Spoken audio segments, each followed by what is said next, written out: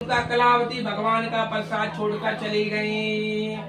प्रसाद छोड़ने के कारण सतदेव भगवान रुष्ट हो गए, उसके पति को नाव से पानी में डुबो दिया।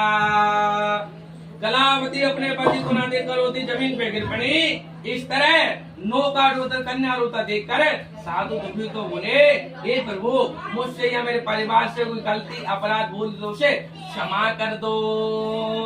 उनके तीन वचन सुनकर सतदेव भगवान प्रश्न हो गए। आकाशवाणी हुई, हे साधु, तेरी कन्या मेरा प्रसाद छोड़कर आई है, इसलिए इसका पति दृश्य हुआ है। आकाशवाणी सुनकर कलावती घर पहुंचकर प्रसाद ग्रहण किया, फिर अपने पति के दर्शन किए।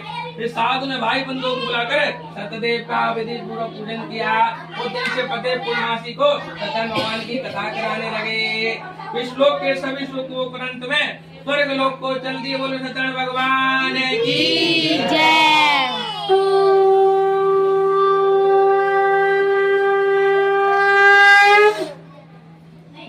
बोलो श्री कृष्ण गोविंद हरे मुरारी, हे नाथ नारायण वासुदेव।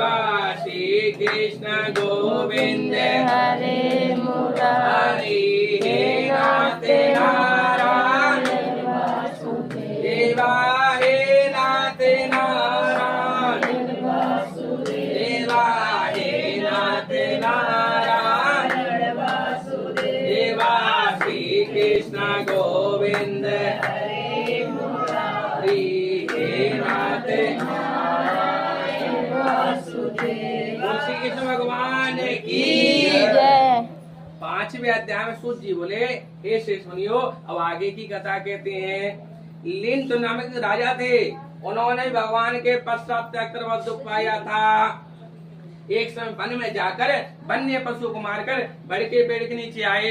कुछ ग्वाल बाल सत्यनारायण भगवान का पूजन कर रहे थे। अभिमानी वंश के राजा वहाँ गए, नहीं नमस्कार किया। जो ग्वाल भगवान का प्रसाद सामने रखा, प्रसाद त्याग सुंदर नगरी को चल दिए। सब कुछ वहाँ पहुँचे, वहाँ सब कुछ नष्ट पाया तो विश्वास करके ग्वालों के समीप गए। विधि पूर्वक पूजन कर प्रसाद ग्रहण किया और सब कुछ ऐसा था फिर वैसा ही मिला। विदित काल का सुख को मन को स्वर्ग लोक को चल दिए।